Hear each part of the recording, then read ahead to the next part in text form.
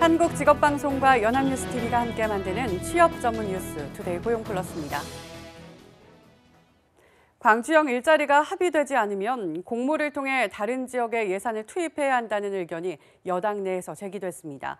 광주형 일자리를 성사시키기 위한 압박 행보로 풀이됩니다. 최덕재 기자의 보도입니다. 임금을 줄이는 대신 고용을 늘려 노사가 상생하자는 취지에서 제시된 광주형 일자리. 일부 더불어민주당 의원들이 이 광주형 일자리에 들어갈 예산을 공모를 통해 광주 대신 다른 지역에 투입하는 방안을 논의했습니다. 여야가 이미 관련 예산을 확보하기로 합의했지만 광주에서의 합의가 늦어지자 조속한 합의 도출을 압박한 것으로 해석됩니다. 계속 합의점을 찾지 못한다면 분산 등 제3의 대안도 모색할 때가 되었다고 생각합니다. 당 지도부는 공모형 전환에 대해선 신중한 태도를 보이면서도 조속 합의를 강조했습니다. 더불어민주당 홍영표 원내대표는 광주에서 극적인 타협이 이뤄질 것으로 보고 조금 더 기다려보려고 한다고 밝혔습니다. 일각에선 만약에라도 사업 자체가 어그러지면 호남 민심에 영향을 끼칠 수 있다는 우려도 제기됩니다. 이런 틈을 타 야권은 광주에 우호의 손짓을 보내고 있습니다. 바른미래당 손학규 대표는 광주를 찾아 광주형 일자리를 다른 데서 공모하겠다는 건 말도 안 되는 소리라고 강조했고, 민주평화당 김정현 대변인도 광주형 일자리는 광주 시민을 위한 것이라고 주장했습니다. 연합뉴스TV 최덕재입니다. 미국 자동차 회사 제너럴모터스 GM이 대규모 인원 감축과 일부 공장 폐쇄를 추진해 한국 공장도 포함되는 것이 아니냐는 우려가 나옵니다. 한국 GM 측은 이번 구조조정 대상이 아니라고 선을 그었지만 노조 측은 그 가능성을 배제하지 않고 있습니다. 배삼진 기자입니다. 한국 GM은 조만간 생산과 연구 가운데 연구 개발 부분을 떼내어 테크니컬 코리아라는 새로운 법인을 만듭니다. 새 법인의 이사 10명 중 6명은 수석 엔지니어 대표이사와 글로벌 디자인 이사 등 미국 본사의 핵심 임원들로 채워집니다. 다음 달 3일 설립 등기 신청을 마치면 공식 출범하는데 노조에서는 법인 분리를 놓고 한국 철수를 위한 포석으로 해석하고 있습니다. 이런 해석은 GM의 북미 사업장에서 사무직과 생산직은 물론 간부들까지 포함해 14,000명이 넘는 근로자들을 구조조정하기로 한 것과 맞물려 있습니다. 한국 GM의 임원급 20-30명 또한 구조조정 대상인데다 미국 본사가 북미 지역 외에 다른 해외 공장 2곳도 내년 말까지 가동을 중단하겠다고 발표하면서 한국이 포함될 수 있다는 겁니다. 현재 부평과 창원에 있는 근로자는 13,000여 명, 협력사까지 포함하면 13만 명이 넘습니다. 큰 덩어리에 있을 때도 이렇게 쉽게 했는데 작은 덩어리로 이제 막 쪼개고 난다고 한다면 생산하고 연구법인 쪽을 분리를 시켜놓는 거잖아요. 생산은 계속 축소하면서 정리를 하려고 하는 단계고, 한국 GM은 법인 분리는 미래 경쟁력을 강화하려는 조치라며 10년간 설비 투자를 이어간다는 기본 계약 이행을 준수하겠다는 입장을 밝혔습니다. 하지만 인도와 남아공, 호주에 이어 군산 공장까지 폐쇄하는 등 강력한 구조조정이 계속되고 있어 불안감은 쉽게 가시지 않을 전망입니다. 연합뉴스TV 배삼진입니다. 반도체 산업 호황에 힘입어 지난해 제조업 부문 부가가치세가 크게 늘었지만 고용은 줄어든 것으로 나타났습니다. 통계청이 발표한 2017년 광업, 제조업 조사 잠정 결과를 보면 지난해 광업과 제조업의 출하액과 부가가치는 각각 1,516조 4천억 원과 547조 7천억 원으로 1년 전에 비해 7%와 8.1% 증가했습니다. 반면 고용은 전년보다 1,000여 명 줄어든 296만 8천 명으로 집계돼 금융위기 발생 이듬해인 2009년 이후 처음 감소세를 기록했습니다. 이는 고용 유발 효과가 큰 조선업 불황이 영향을 미친 것으로 풀이됩니다. 다음 달 경기 상황에 대한 대기업들의 전망이 22개월 만에 가장 나쁜 수준으로 떨어졌습니다. 한국경제연구원이 매출액 기준 600대 기업을 대상으로 조사한 12월 기업 경기 실사지수 BSI는 88.7로 탄핵 정국이었던 지난해 2월 88.7 이후 최저치였습니다. 연구원은 자동차와 조선, 철강 등 제조 기반 산업의 지속적 침체가 경기 전망에 부정적 영향을 끼친 것으로 분석했습니다. BSI는 기준선인 100을 넘으면 경기를 긍정적으로 보는 기업이 더 많고 100을 밑돌면 부정적 기업이 더 많음을 뜻합니다. 물건 살 때 요즘은 신용카드가 일상적으로 쓰입니다만 소상공인들은 카드 수수료가 불만이죠. 그래서 정부가 카드 수수료 대폭 인하에 이어 아예 수수료 부담이 없는 간편결제, 제로페이를 도입할 방침인데요. 과연 활성화할지 의문입니다. 왜 그런지 소재영 기자가 취재했습니다. 땡땡페이.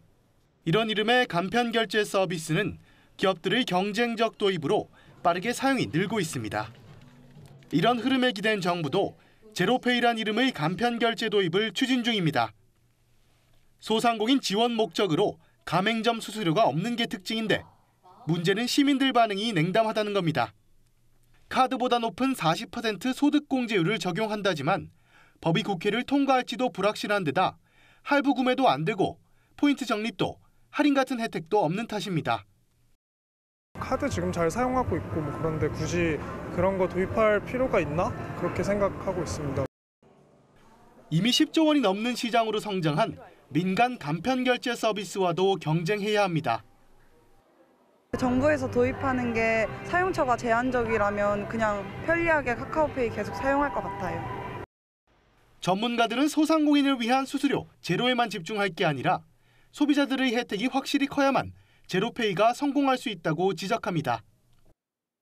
기존의 신용카드 사용에 대해서 제공되고 있는 소득공제 혜택 같은 거를 대폭 축소하거나 폐지하고 제로페이 사용자에 대해서는 전통시장 상품권이라든지 문화상품권 같은 거를 지급하는 그런 방안도 생각해 볼 만합니다. 제로페이는 다음 달 17일부터 일부 지역에서 시범 운영됩니다. 하지만 세법 개정과 가맹점 확보 등 과제들이 산적해 본격 도입 시점은 정하지 못했습니다. 연합뉴스TV 소재형입니다. 국내 완성차 업계가 유례없는 실적 부진을 겪고 있는데요. 이를 돌파하기 위해 부분 변경 차량을 출시했습니다. 과연 어떤 성적을 거둘까요? 곽준영 기자입니다. 현대자동차의 고급 브랜드 제네시스가 출시한 대형 세단 G90입니다. 2015년 선보인 EQ900의 부분 변경 모델로 외관을 크게 뜯어고친 데 이어 해외 판매 모델과 동일하게 이름까지 바꿨습니다. Ken Lee, our head of the domestic market, referred to we have already accumulated more than 6,700 pre-orders, which are a testament for itself. That speaks for itself. So we are extremely proud. 이전 모델의 국내 판매량은 2년 전 2만 3천여 대 수준이었지만 이듬해 절반가량으로 줄었고 올해도 지난달까지 6천여 대에 불과합니다. 현대차는 대내외 어려움으로 3분기 어닝 쇼크를 기록하는 등 올해 실적이 최악으로 치닫고 있어 한 대라도 더 팔아야 하는 형편입니다. 이런 상황에서 새 모델은 기업 고객이나 고소득층을 겨냥해 국내 수입 고급차와 본격 경쟁에 나설 것으로 보입니다. 국내 철수설에 심각한 판매 부진을 겪은 한국 GM도 하루 전 출시한 중형 세단 말리부 부분 변경 모델에 거는 기대가 크긴 마찬가지. 한국 GM의 올해 10월까지 국내 판매량은 전년 대비 30% 이상 줄었고 지난 4년간 모두 3조 원의 적자를 낼 정도로 상황이 좋지 않습니다. This is the customers, best in segment power with the 2-litre turbo, best in segment fuel efficiency with the e-turbo. And we'll continue to offer the segment leading safety with the 10 airbags offered for the first time in the segment. 내수 촉진을 위한 정부의 개별 소비세 할인 기간이 이제 한 달밖에 남지 않은 상황에서 내놓은 차량들로 완성차 업계가 막판 반등을 노리고 있습니다. 연합뉴스TV 곽준영입니다. 의료기기 영업사원이 대리수술을 했다가 환자가 숨지거나 뇌사 상태에 빠진 사건이 있었죠. 정부가 대리수술에 연루된 의사 면허를 취소한 뒤 재발급 제한 기간을 강화하는 방안을 검토 중인데 의사단체는 반발하고 있습니다. 조성음 기자입니다. 양복을 입은 의료기기 영업사원이 수술복으로 갈아입고 수술실로 들어갑니다. 한 정형외과에서 진행된 이 대리수술로 40대 환자는 심정지 증상을 보인 끝에 뇌사 판정을 받았습니다. 2013년 7건 적발된 후 매년 2자릿수를 기록해온 대리수술.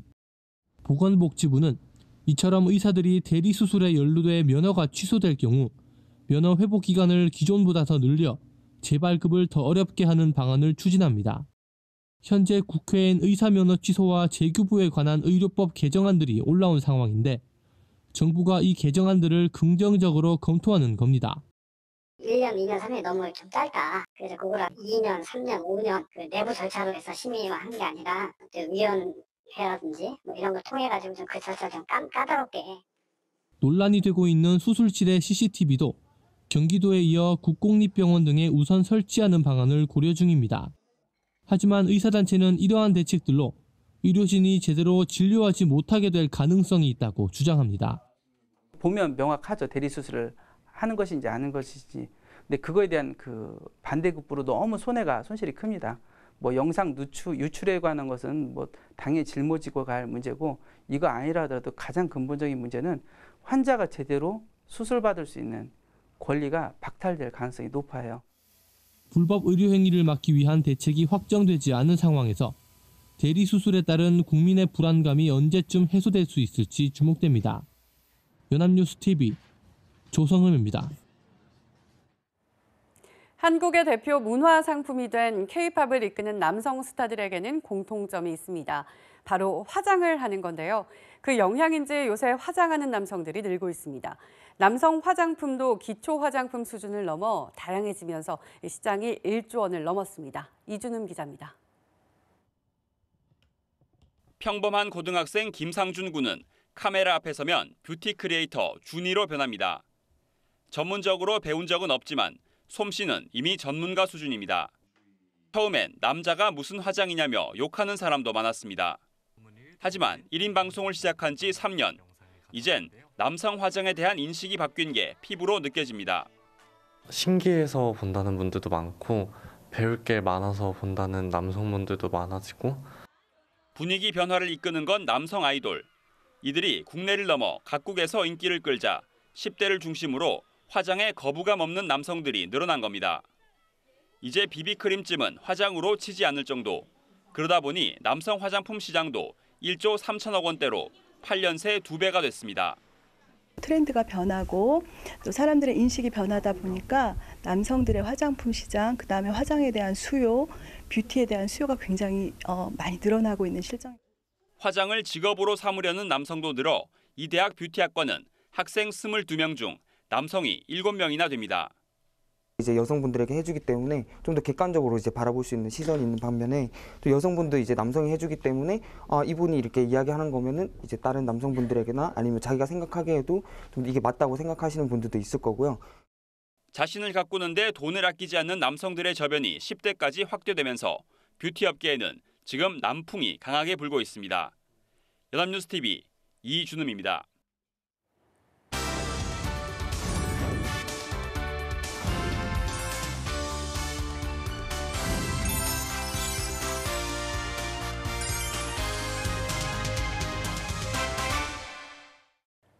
사회적으로 핫한 이슈를 키워드로 알아보는 핫키워드 시간입니다. 안치홍 아나운서 안녕하세요. 안녕하세요. 핫키워드 시간입니다.